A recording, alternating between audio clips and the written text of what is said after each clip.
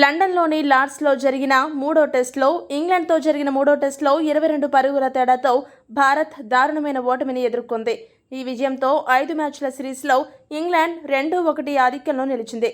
193 పరుగుల లక్ష్యాన్ని ఛేదించే క్రమంలో భారత్ వరుసగా వికెట్లు కోల్పోయి కష్టాల్లో పడింది. రవీంద్ర జడేజా, జస్ప్రీత్ బుమ్రా, మహ్మద్ సిరాజ్ పోరాడిన 170 పరుగులకే ఆలౌట్ అయింది. ఈ నేపథ్యంలో ఇంగ్లాండ్ జట్టుపై ఇండియా 4వ టెస్టులో పైచేయి సాధించాలంటే ఏం చేయాలనే చర్చ జరుగుతోంది. ఈ పరిస్థితుల్లో భారత మాజీ సెలెక్టర్ వెంగ్ సర్కార్ చేసిన వ్యాఖ్యలు కొద్దిగా ఆసక్తిని పెంచుతున్నాయి. వెంగ్ సర్కార్ ఏమన్నాడంటే, 4వ టెస్టులో ఇండియా గెలవాలంటే తుది జట్టును జాగ్రత్తగా ఎంపిక చేసుకోవాలి. నేనే గనుక జట్టును ఎంపిక చేసే స్థాయిలో ఉంటే కొన్ని సంచలన నిర్ణయాలు తీసుకుంటాను. ముందుగా నితీష్ రెడ్డిని జట్టు నుండి తప్పిస్తాను. ఆ స్థానంలో హర్షదీప్ సింగ్ని తీసుకుంటాను. నితీష్ రెడ్డి పెద్దగా బ్యాటింగ్ చేయడం లేదు కాబట్టి అతడి స్థానంలో హర్షదీప్ లాంటి స్పెషలిస్ట్ బౌలర్ను తీసుకుంటే బాగుంటుంది. ఎందుకంటే హర్షదీప్ మంచి ఎడమ చేతి వాటం బౌలర్. అతను బంతిని ఇన్స్వింగర్స్ వేయగలడు.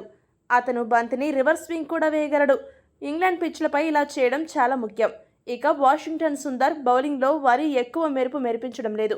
ఇంగ్లాండ్ బ్యాటర్లను పెద్దగా ఇబ్బంది పెట్టడం లేదు. కాబట్టి కుల్దీప్ యాదవ్ను వాషింగ్టన్ సుందర్ స్థానంలో తీసుకోవాలి. ఎందుకంటే స్లో బంతులతో వైవిధ్యమైన స్పిన్తో ఇంగ్లాండ్ బ్యాటర్లను కుల్దీప్ యాదవ్ బౌల్తో కొట్టించగలడు. టెస్ట్ మ్యాచ్ గెలవాలంటే 5 బౌలర్లు అవసరం. పార్ట్ టైం బౌలర్లతో పనవ్వదు. అందుకే ఈ 2 మార్పులు చేయాలి. అప్పుడే ఇండియా 4వ టెస్టులో గెలుస్తుందని వెంగ్ సర్కార్ పేర్కొన్నాడు. పేసర్ హర్షదీప్ సింగ్ టెస్ట్ ఫార్మాట్లో భారతదేశం తరపున అరంగేట్రం చేయలేదు. మరోవైపు కుల్దీప్ యాదవ్ కూడా ప్రస్తుతం జరుగుతున్న సిరీస్లో ప్లేయింగ్ 11లో ఇంకా చోటు దక్కించుకోలేదు.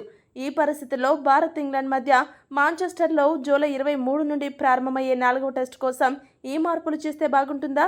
మీ అభిప్రాయాన్ని కామెంట్ సెక్షన్లో కామెంట్ చేయండి. మరిన్ని స్పోర్ట్స్ అప్డేట్స్ కోసం మా ఛానల్ను సబ్స్క్రైబ్ చేసుకోండి.